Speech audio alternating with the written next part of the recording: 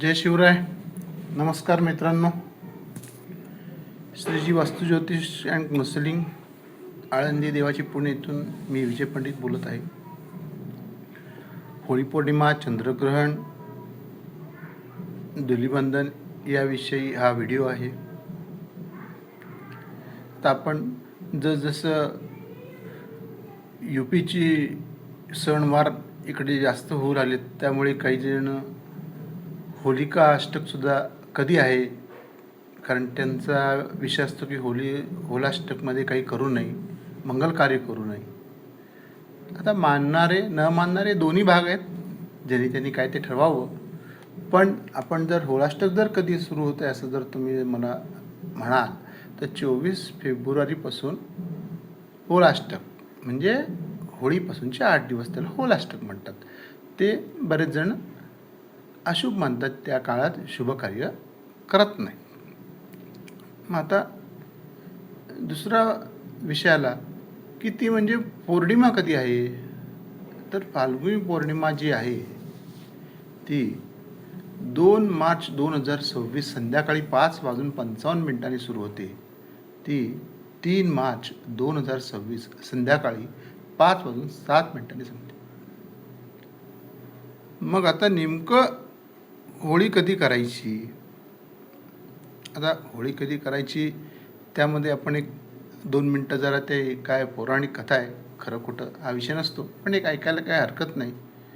की हिरण्यकश्यप एक राक्षसारखाच एक राजा होता. राक्षसारखा म्हणजे राक्षसी विचाराच. तर त्याला जो मुलगा होता भक्त प्रल्हाद, तो विष्णूची भक्ती करत होता आणि ते हिरण्यकश्यपला अजिबात मान्य नव्हतं. आणि तो बऱ्याच वेळेस भक्त प्रल्हादला सांगूनही ऐकत नव्हता. म्हणून भक्त प्रल्हादला संपवण्याचा प्रयत्न करत होता आणि ते प्रत्येक वेळेस भगवान विष्णू त्याला वाचवत होते. हिरण्यकश्यपला एक बहीण होती होलिका नावाची, आणि तिला एक वरदान होतं की ती आगीमध्ये जिवंत राहू शकते. आता खरं कुठं काय माहीत नाही, पण जे काय देवाने चांगले दिलेलं असतं ते कधी पण चांगल्या कामासाठी वापरावं. तर त्यांनी असं कूटनीती केली की त्या भक्त प्रल्हादला मी मांडीवर घेऊन बसते आणि कडेने आग लावा, म्हणजे ते भक्त प्रल्हाद त्यामध्ये अंत होईल, मला काही होणार नाही, हा तिचा गर्व होता. पण झालं नेमकं उलटं. आणि परत हिरण्यकश्यपने सुद्धा ब्रह्मदेवाकडून बरेच वरदान मागितले होते की मला माणसाकडून मृत्यू येऊ नये, मला प्राण्याकडून मृत्यू येऊ नये, मला सकाळी मृत्यू येऊ नये, मला संध्याकाळी मृत्यू येऊ नये, मला जमिनीवर मृत्यू येऊ नये, मला आकाशात मृत्यू येऊ नये. हे बघा, मृत्यू तर हा येणारच आहे, तो का राहतो कायचा. मग देवाने नरसिंह अवतार घेतला आणि त्यामध्ये हिरण्यकश्यपच्या सगळ्या अटी पूर्ण करून त्याचा मृत्यू झाला. ही अशी आपण नखांनी हिरण्यकश्यपचा वध केला भगवान विष्णूने, ही अशी आपण कथा ऐकून. आता यातून कथेतून आपण काय घेत असतं की त्यातून चांगल्या काय आपण बोध घेऊ शकतो हे घ्यायचं असतं. की एक चांगली काही वरदान असेल, चांगल्या काही गोष्टी असतील तुमच्याकडे, तर त्या चांगल्या कामासाठी वापरा.